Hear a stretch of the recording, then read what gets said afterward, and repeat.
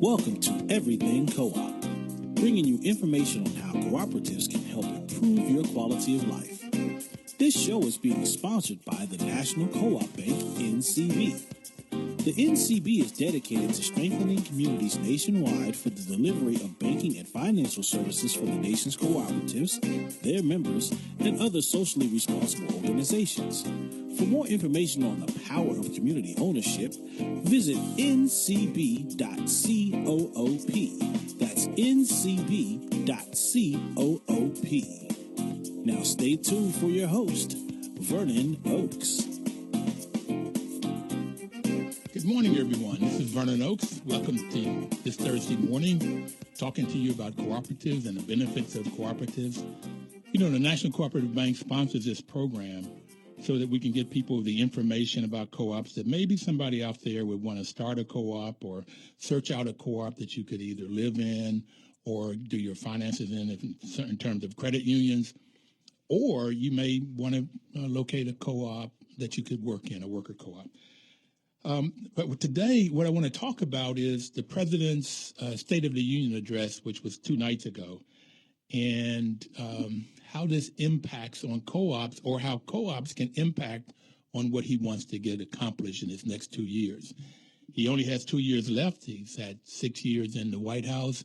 I think he's done a lot. I think he's going to be remembered as a great president, particularly given all of the stuff that he's gotten from the Republican Party and folks that would not like to see somebody of color in the White House. But he's done a great job, and he wants to get a lot more accomplished in his next 2 years. And I wanted to talk about how he could get even more of what he wants to get accomplished by looking at this cooperative model. You know, he said that the shadow of the crisis has passed and the State of the Union is strong. You know, that crisis has come in several different ways. When you had 2 wars, one in Afghanistan and one in Iraq when he took over. He said he had almost 180,000 troops in those countries, and it's down to 15,000 today. And then we had the economic problems of 2007. Already, you know, this economic problem started with housing collapse, when people had gotten into mortgages that they could not afford, and they would get in with low interest rates, and then the interest rates would adjust upwards, and then people found out that they could not pay their bills, and therefore they had all of these foreclosures, and there was a triple effect, so that the economy plundered. It was called the Great Recession, as opposed to the Great Depression in the 20s. It was a recession, and just a lot of people lost their homes. And, you know, it talked about the wealth and how much wealth that people have in their homes, the value, the assets that they have. Because I did have a gentleman on this program, Mr. Jim Joseph, who was the ambassador to South Africa. He was African-American, and he was the ambassador to South Africa when Mandela was president, for the 3 years that Mandela was president. And he said that a lot of our programs, at least this is what I took away from this conversation, that a lot of the programs that the U.S. has, like welfare, like food stamps, they sort of help you to live, but they do not help you to get wealth. You will not get out of the predicament that you're in with handouts. Some people have become accustomed to them, such that they may have 3 generations on welfare, but they will stay in that predicament until they find a mechanism where they can pay for their current living, which is what food stamps and welfare and Section 8 program for housing does. They can pay for their current living and have savings for the future. They can create wealth. And we had another lady on this program, a wonderful lady who's the president of the International Cooperative Alliance, named Pauline Green, and she said that co-ops helps people to get out of poverty with dignity. You know, that dignity just caught me because the welfare and the food stamps and Section 8, there's no dignity in that. And most people that you talk to that are receiving those benefits, which I'm not knocking by any stretch of the imagination. I'm not putting them down. I'm just saying that they do not give people dignity, and they do not allow people to come out of poverty at all, because they do not have a way of creating savings or creating wealth or creating assets.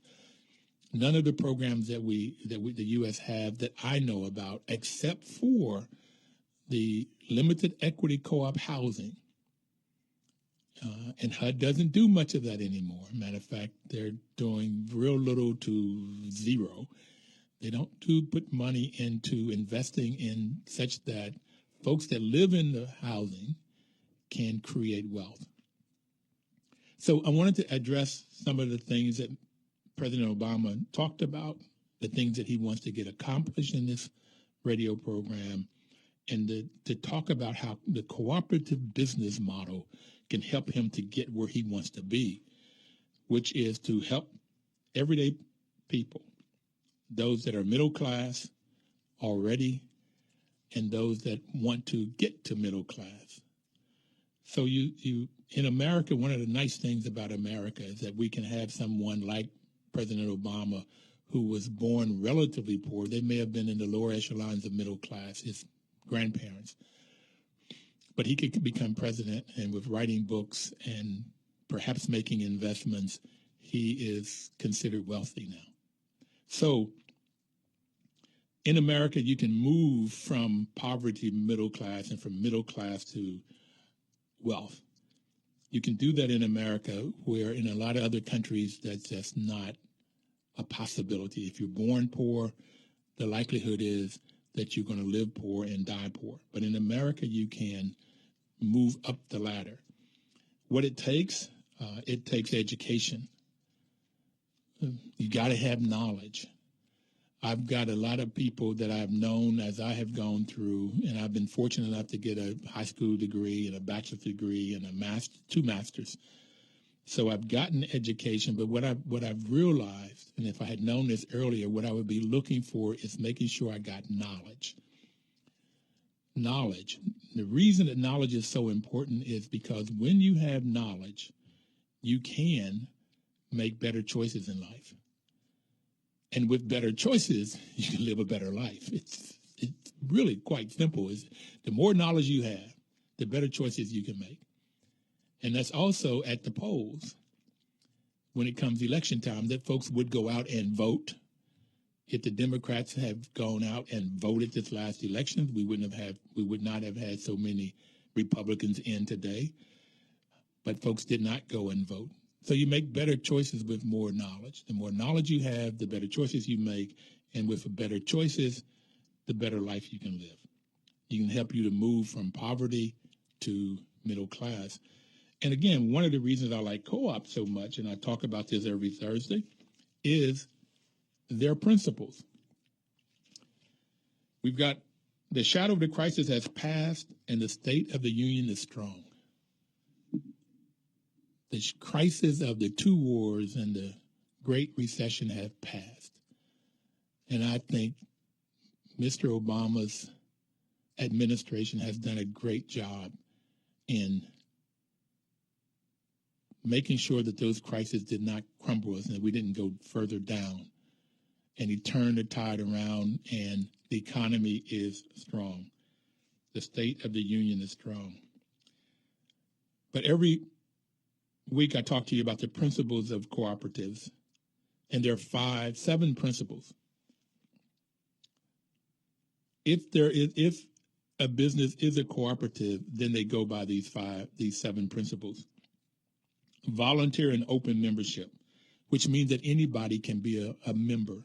It does not make any difference of your race, your gender, your sexual orientation, how old you are or young you are. Volunteer and open membership. The second one is democratic member control. 1 member, 1 vote. It's not like the stocks in a corporation. The more stock you own, the bigger vote you have. So wealth then ends up running things. The more money you have, the more votes you have in a stock capitalistic corporation. We're in a cooperative corporation, you end up with 1 member, 1 vote. so that power is with every member, not with the one that has the most money.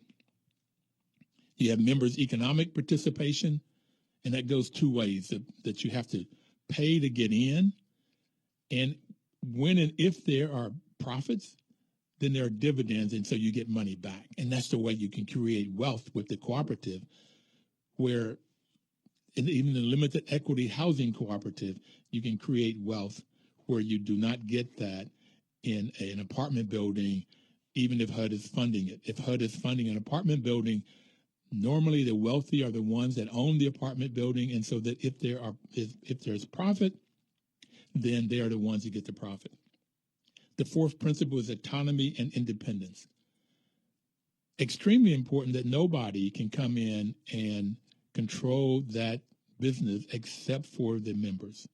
They have to be autonomous, they have to be independent, and they have to get the knowledge that I was talking to you about earlier so they can make informed decisions.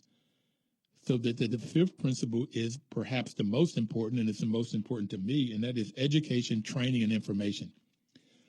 Because you need the education, you need the knowledge, you need the information so that you can make informed decisions, so that when you have autonomy and independence, you will come out, you will vote, and therefore the members then control the business through a democratic process. The sixth principle is cooperation among cooperatives. So that what you end up getting is that credit unions work with housing cooperatives, and housing cooperatives work with food cooperatives, and so that folks end up raising each other's business up, growing each other's business. So in a cooperative, you get this sense that whenever I go to a conference with cooperatives or any meetings with cooperatives, you find that people share information extremely easy, because everybody wants everybody to be successful. This sense of competition, of dog eat dog, that I got mine and you have to get yours, that doesn't exist, or I have not experienced that in the cooperative world.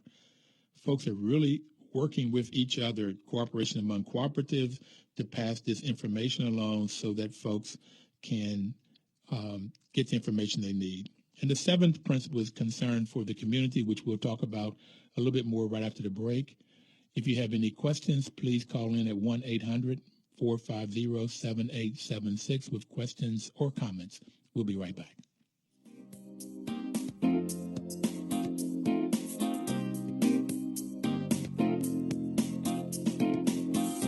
News updates on the web at WOLDCnews.com.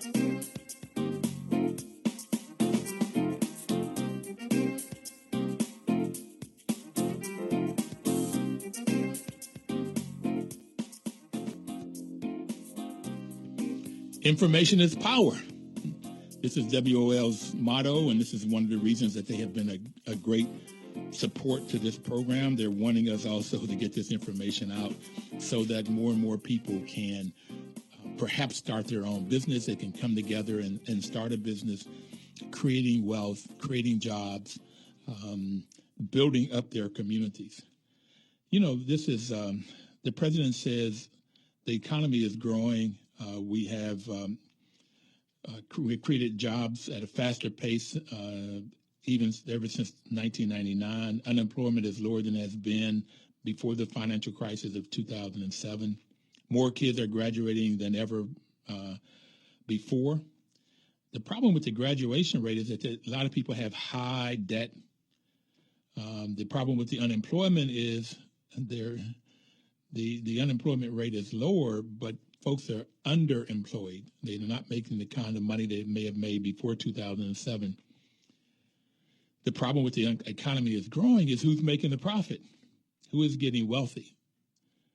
You have people that may have been making $20 an hour before the recession in 2007, and now they're flipping burgers or something, making $8 to $10 an hour.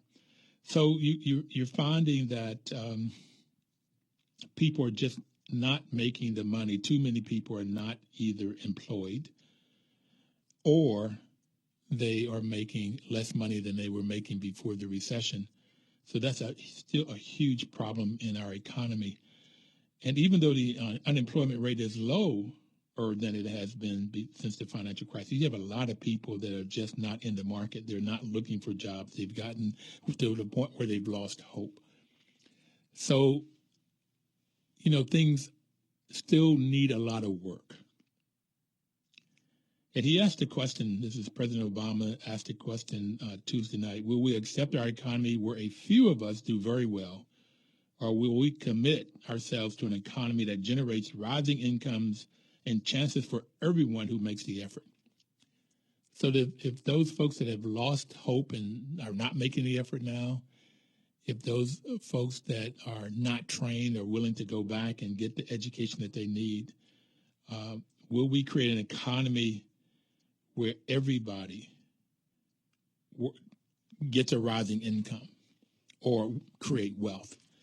And I suggest to you in this program today, and I will keep preaching this to anybody that will listen, that the co-op model is a way of creating the jobs, and it's a way of getting people to create wealth.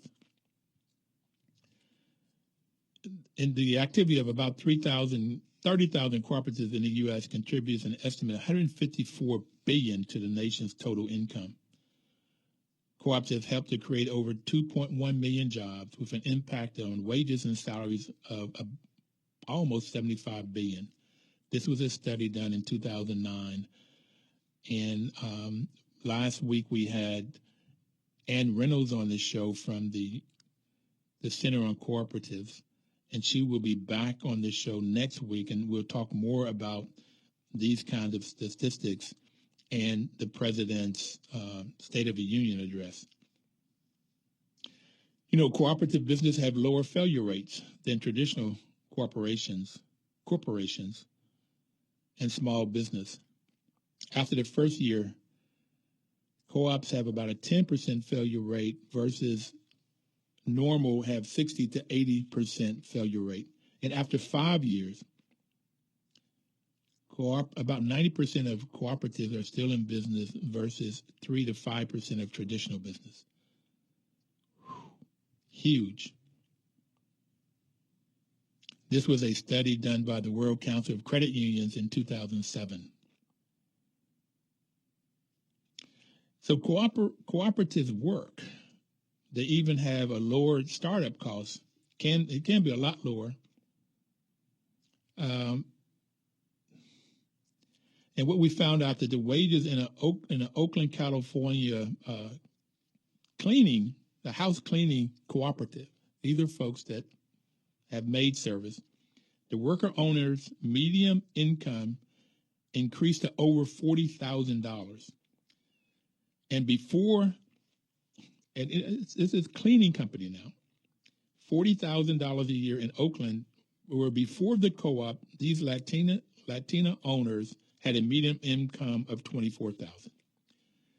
So what I'm saying to you is that co-ops are a way that you can get into a business, you can start a business, come together as a group of people and start a business. You have a better chance of success. 90% of co-ops are successful after 5 years versus 3 to 5%. Sometimes that's because there's a lower cost to get in. There's also a better sense of education. And if you make yourself available, you can get the education that you need inexpensively by reaching out to the U.S. Federation of Worker Cooperatives or NCBA, National Cooperative Business Association. You can reach out to people that will help you get the education you need at a very low cost to no cost. So you can get the education you need, which I call just-in-time education. You can get the education you need to run your business successfully to the place where that if you're making $24,000 a year in Washington, D.C. or New York or Oakland, California or Chicago, cleaning homes, by coming together as a group of workers, you can raise your salaries to $40,000 a year. It's almost double. And the other interesting part about this is if you make a profit, you get to share into it. We had Eco Exchange on the program for 3 weeks in December. It's a fascinating business. 150 employees, 117 of them are owners. You have to work in the business a year, get training within that year, and then you're voted on by the 117 whether you come in or not. When they make profit, for every $100 that they make profit, I believe they told me, and I need to go back and verify this, that 50% of it stays in the business and 50% of it gets distributed out to the workers, the worker owners. So not only do you get a salary, you have a chance of making profit off the business. And it also seemed wise to be more successful because everybody is invested in it, so that you don't have people that are loafing or stealing. Because once people understand that they own the business, then they take better care of it. When they understand that they get a chance to decide what happens in the business, this volunteer and open membership, autonomy and independence, they are the members in the business are the ones that make the decisions. How much vacation do you get? I was surprised in the president's State of the Union address, and he said that, I think he said 40 million people do not have sick leave in the U.S. I was just surprised at that number. That was the only thing in his presentation that surprised me. And he wants to put in place where every worker in the U.S. has 7 days of sick leave. 43 million workers have no paid sick leave, is what he said. I also would like to it'd be nice to have the stat on worker co-ops. I would be surprised if there was any worker co-op that does not give themselves sick leave, that if their child is sick, they can stay and take care of them or take them to the doctor. So, excuse me, my message to you today is that co-ops can get the president, this cooperative model can get him where he wants to be. And he calls it middle-class economics works, expanding opportunity works. And I totally agree with him. But this opportunity of having a slice of the pie, having a slice of the profit, having a say in the decisions in the business, those kinds of things really help an organization to grow and to work. If you have any comments out there, you can call in at 1-800-450-7876. If, like last week, Ron called in and said he was working on his business plan. If you have an idea of a business, if there's 2 or 3 of you, 5 of you would like to come together and start a business, call us in and let's talk about it a little bit.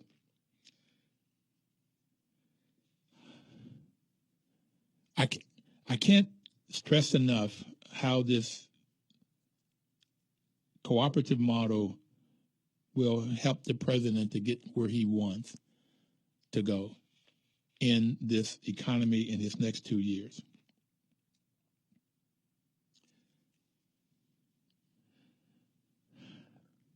He said, will we allow ourselves to be sorted into factions and turn against one another, or will we recapture the sense of a common purpose that has always propelled Americans before? In the cooperative business model, there's nothing but a common purpose. There is nothing but folks working together for the good of the group. And this is why I liked them so much when I would go into meetings of affordable housing cooperatives, where perhaps the largest degree was a high school education. And you would get people solving problems together, making decisions that is best for the group. And they get very successful cooperatives working because they're making decisions that's best for the group. National Co-op Bank is sponsoring this program so that you can get the information you need so that you can control your destiny. And this is what co-ops do. please call in at 1-800-450-7876. We'll be right back.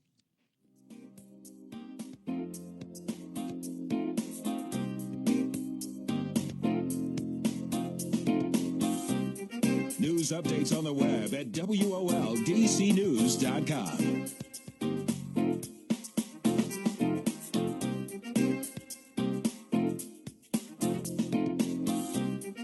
Welcome back, everybody. This is Vernon Oaks on Everything Cooperative.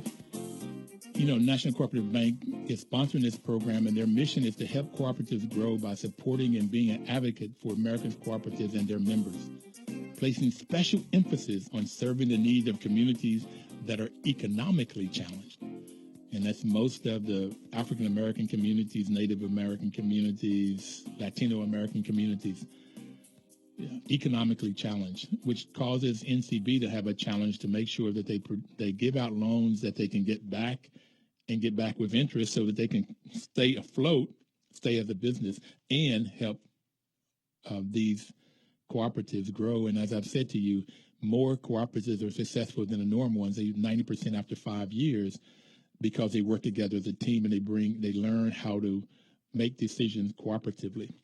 And we have Barbara on the phone with us today with a comment or question. Good morning, Barbara. Good morning, Barbara. How are you today? I'm great. How are you doing? I'm doing better that I got you on the phone. Thank you. I need your phone number so I can call you when I have the day off. Well, Barbara, would you, the person on the phone would get yours so I can call you. Is this related to co-op business? Yes, sir. What's your question, though, so everybody will know?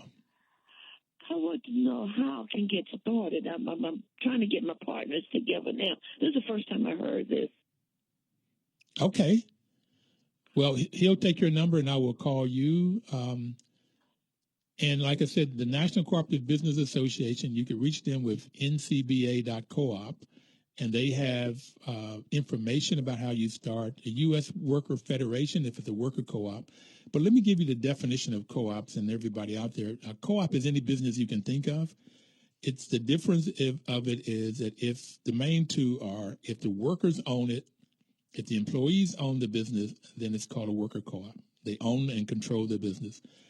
If the people that use the product or services own the business, then it's called a consumer co-op. And the biggest ones are housing co-ops because the residents that live in it, they use the housing, they own it, or credit unions, the people that put their money into the banks and take out loans, they own the business, they elect the board of directors. So those are your two main types. So it depends on which one you want to create would be where I would help you go to get the help that you might need. I'm creating a worker co-op right now. So it's interesting. In the first week, I had a Mrs. Mack from on the program a year and a half ago now, and she said, I asked, why aren't there more co-ops? And she said, it's hard work. And in the president's messages all the way through his 6 years as president, he talks about working hard and getting rewarded for hard work, which is an American value. And if you want to get in a co-op, it's not easy because you have to learn how to run a business, and then you have to run that business. Well, I put it like this. I've been working for someone else for 50 years. Amen. I think I picked up one or two pointers, but I never had to start. And I think I got enough experience. And then the person that I'm going into business with, she has enough experience that we could start a business of our own. Yeah, that's fascinating. I don't mind working. Okay, that's okay. I got it. But that is what's so interesting about the co-ops, that people can come together and take their skill sets, the things that you've learned, the things that she's learned, add some more knowledge to it about how you operate a business, and then you can have a successful business so that when and if it's profitable, you get to share that profit. And for 50 years, I doubt very seriously if people have shared the profit, those ones that owned it. They may give you a decent salary. Mm-hmm. I put it like this. I absorb everything, and I try to keep a note of everything. But I started working for someone else when I was 16 years old, and he He didn't think I was picking it up until he tried to take 15 minutes off of my paycheck. I said, I don't think so. I worked, and I think you should pay me for my 15 minutes that I worked overtime. He said, oh, I forgot about that. No, you didn't forget. You didn't think I was counting. But I know every penny that goes on my check, but that's no here, no there. Well, no, that's what the president talked about, too. He said he wanted people to get paid for their overtime because more often people don't, or they get slighted. So what you'd end up finding in the corporate, in the capitalistic society, too often, the people that own the business try to hurt the workers by not paying them overtime, by not providing them sick leave, by not providing whatever is needed, clean, safe workspaces. But in a worker co-op, because the workers are the ones that are making the decisions, then the workers more often than not choose. That's why I said I believe if I could do a study of worker co-ops, I'd find that all of them provide sick leave. I'd be totally surprised if workers would not provide themselves sick leave. Well, so somewhere I read in the Bible, what you're doing to others as you have them doing to you. And you're supposed to love one another. You're not supposed to always put your foot on their throat. No, that's not my goal. I want to start a business where we all can make money. You mind telling us on air what kind of business you want to start? I was trying to take care of the elderly people. Fantastic. Because that's what my partner is. That's what she does now. There's please give your number because there's a cooperative development fund, I think it is, or foundation, cooperative development foundation. They have some monies and they produce grants to help with businesses like yours. Thank you, sir. I'll be glad to talk to you when you get off.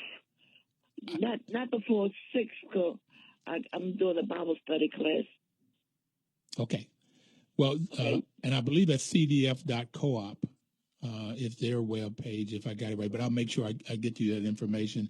And I was surprised when I looked at their web page that they were helping organizations provide assistance for seniors and providing grants for that. They had a pool of money to help with that. See what I'm talking about? I'm doing my homework, but it's still nice talking to you. And I'm going to give you the young man my phone number.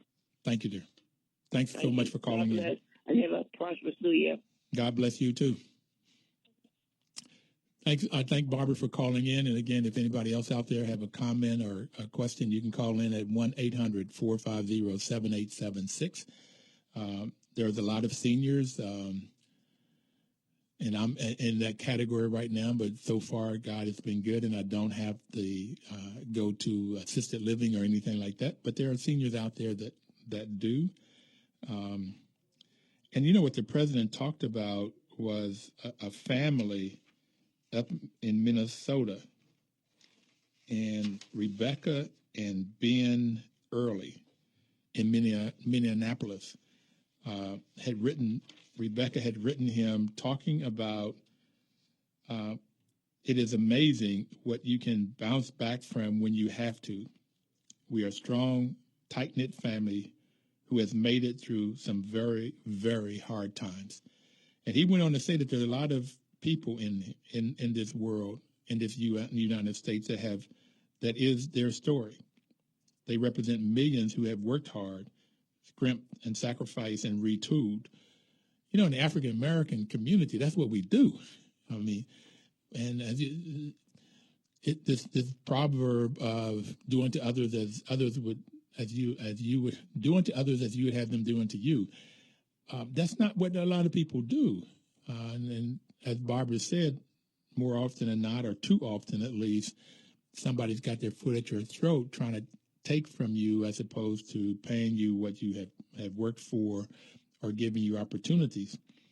And it's also been very amazing to me in my life study that how people don't want you to be educated, don't want you to vote, because they know if you are not educated, then they can tell you what to do, or you are slavery to them. But when you don't have knowledge, then you're still slavery unto others, like credit. And it says in the Bible, as Barbara was just talking about the Bible, is that the new master is going to be the one that you owe money to. And that master will take from you, it's called interest, take a portion of your hard-earned money every month by credit card debt, and mortgages. I'm not against debt. I am, though, totally against you having either too much debt or this credit card debt when it's 11, 12, 15, 21, 22% debt, that you end up paying more and more of your hard-earned monies to somebody else to increase their wealth. That's a whole nother topic of conversation. But just like Rebecca, we can bounce back from a lot, and we've shown it in the African-American community, how we help each other. In the African-American community, it's like we come together when there's aunts and uncles that have no kin, no blood relationship, or brothers and sisters, and we just help each other. We are a strong, tight-knit family who have made it through some very, very hard times. If you come together, work together, as Barbara was talking about, she and her friend, and if she could get a couple more people to have different skill sets, come together, create a worker cooperative, then, but Barbara, if you're still listening, I have a friend of mine in California that's looking at doing a cooperative, but he's going to make his a consumer co-op so that the seniors own the cooperative. Those people that come in and live in it, just like affordable housing cooperative, he's going to look at assisted living co-op and have different levels of assisted living, and those seniors would own it. And so then they will have a say of how it is operated. He has a great idea. He's been working on it for a couple of years now. What can happen is we can create jobs by creating worker co-ops. We can create jobs that are community-oriented, that are social responsible jobs. Most co-ops are founded because there is some need in the community. We had a gentleman talking about the history when blacks in the South were walking and boycotting to vote, like in Selma, the movie Selma's portraying. We found that the white store owners would not sell the black farmers gasoline. So they formed a co-op. They formed a purchasing co-op to buy gasoline. They rented and bought trucks, and they went across state lines. They bought their gasoline and brought it back and distributed between the members of the cooperative so that they could run their machinery and farm. So there was a need, and too often, not, worker co-ops are formed when there are needs. Worker co-ops are also formed to solve a community need, so they're community-oriented. So they know the community, they have the pulse of the community. More often than not, the members of the cooperative live in the community, and such that, as Dame Pauline Green once said, and I heard her at a speech, she said that in the DNA of a co-op is social responsibility. So more often than not, you don't need a division or a vice president of social responsibility. That's what co-ops do. They are in it to make sure that the planet is left better off or as good as we found it, that we don't do things to hurt the planet, to hurt the community.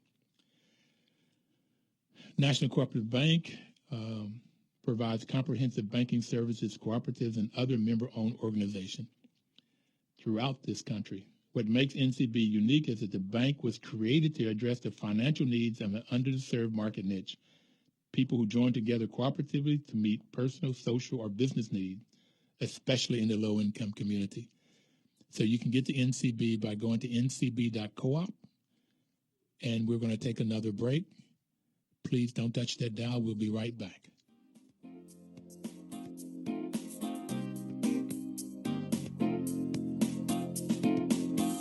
News updates on the web at WOLDCnews.com.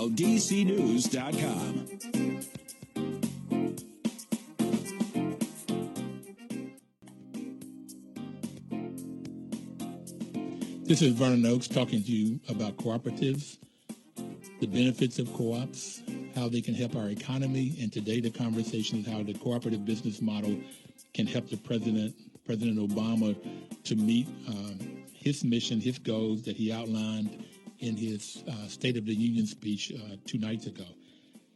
You know, going back to that speech, he talked about this couple in Minnesota, and he said that one of the things that anybody that have children know is that we need child care. We need high quality child care. That's what I needed when I had children in the home, because both parents worked. That's a necessity. He talked about during World War II that U.S. provided this national child care. I didn't know that. It was interesting to find out, because when the husband was off to war, the wife was working in the plants back home, and we needed child care. And now you almost have to, in order to make ends meet, you have to have both parents working. That's a change from when my parents and my grandparents were the breadwinners of the house. So that you need child care. And he talks about a $3,000 deduction to help with this child care. But I want to give him another option. You know, in Greenbelt, there's a child care cooperative. There's one in Southeast. I went by and visited the one in Southeast. I've tried to get both of them on the program to talk about how they work. But my understanding in reading about child care, cooperative child care, is that the parents own it. I'm not sure if it's a worker co-op or a consumer co-op, but the parents will come in and volunteer, and that keeps the cost down so that you can have high quality child care by providing cooperative businesses, a cooperative child care business. And you may have a staff. They both do have a staff, a full-time staff, but that staff is augmented by parents coming in and volunteering, so that they volunteer their time, particularly when they don't have money.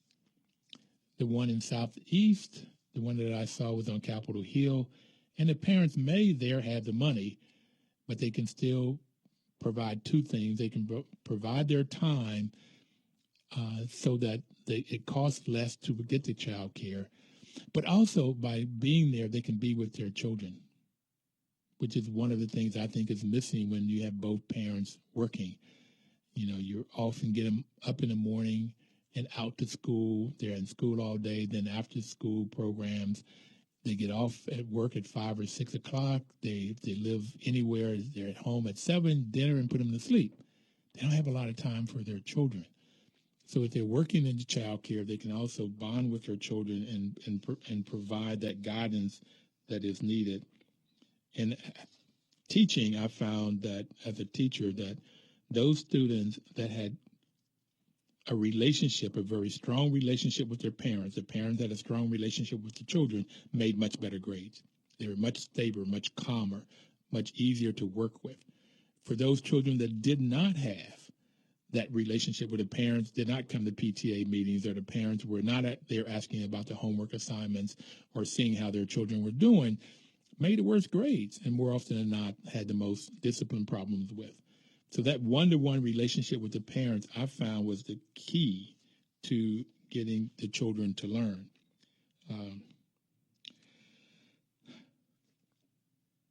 So the president has asked for better child care. He's asked for the sick leave.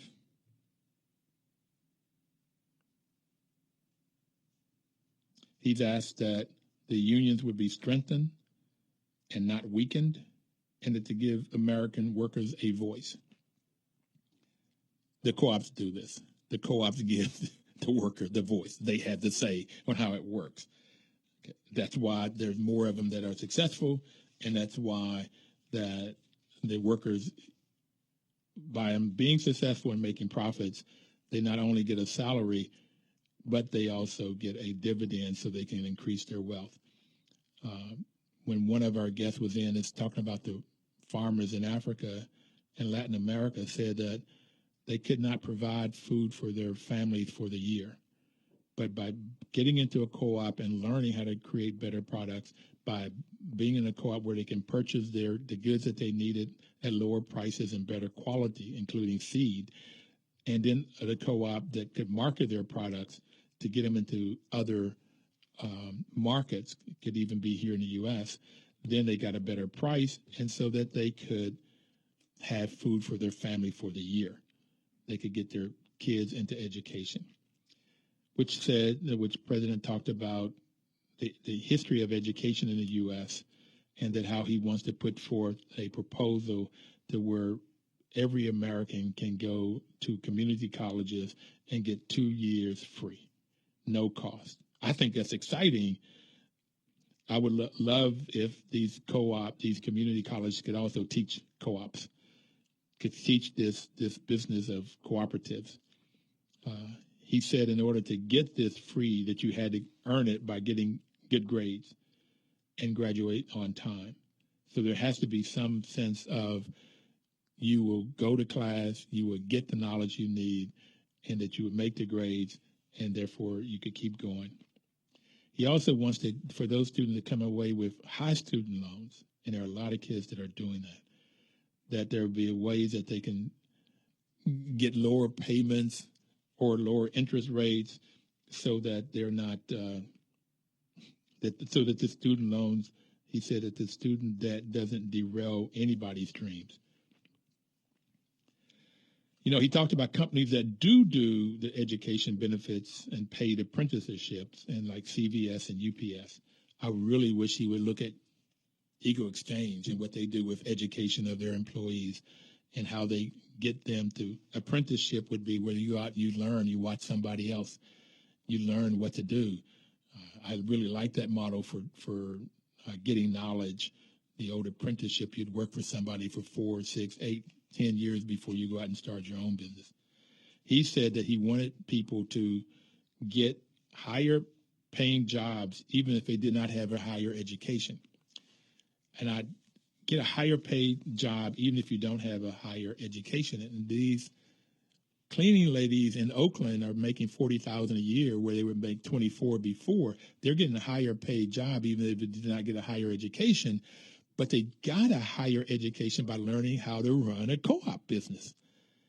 You don't get a degree, but you get the knowledge. So by working in co-ops, you have to, if you want to create a co-op or join a co-op, you have to be committed to getting knowledge. You have to be committed to study, get training, get knowledge, learn how you work together cooperatively. That when there are disagreements, and there will be disagreements, you learn how to solve disagreements without being disagreeable.